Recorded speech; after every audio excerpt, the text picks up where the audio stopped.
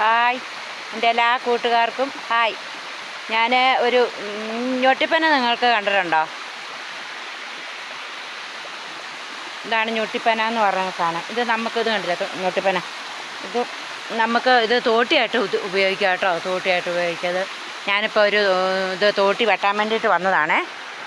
അപ്പോൾ നമുക്ക് പല കാര്യത്തിനും ചക്ക പറിക്കാനും മാങ്ങ പറിക്കാനും എല്ലാത്തിനും ഇത് ഉപയോഗിക്കും കേട്ടോ. ഉപയോഗിക്കാതെ അത്യാവശ്യം പിന്നെ നമുക്ക് പച്ചക്കറിയൊക്കെ നട്ടിട്ടതിന് പന്തലിടാനും ഒക്കെ. അപ്പോൾ ഒരെണ്ണം നമുക്ക് വെട്ടിക്കൊണ്ട് പോവാം.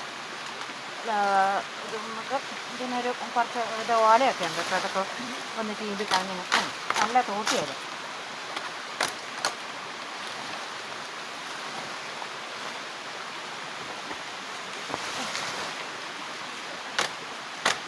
എന്തിനാണേലും നമുക്കൊരു തോട്ടി അത്യാവശ്യമല്ല. അപ്പോൾ ഇനിയിപ്പോൾ ചക്കയൊക്കെ ആയി വരുവാണ്. അപ്പോൾ ചക്ക പറിക്കാൻ നമുക്ക് തോട്ടി.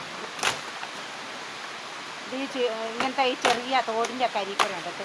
ഇനി ഞൊട്ടിപ്പന എന്നാട്ടോ പറയുന്നത്.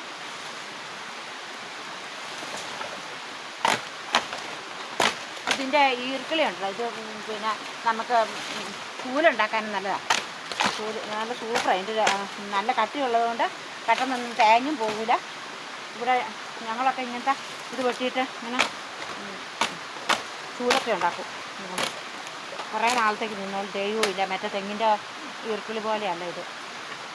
അപ്പോൾ നമുക്ക് ഈ ചോട്ടിയും കൊണ്ടൊക്കെ പോയിട്ട് ചക്കയൊക്കെ ആകുമ്പോൾ ചക്ക പറിക്കുമോ ഒക്കെ ചെയ്യാം. ഈ വീഡിയോയ്ക്ക് എല്ലാവരും കമൻറ്റും ലൈക്ക് ഷെയറൊക്കെ തരണം കേട്ടോ.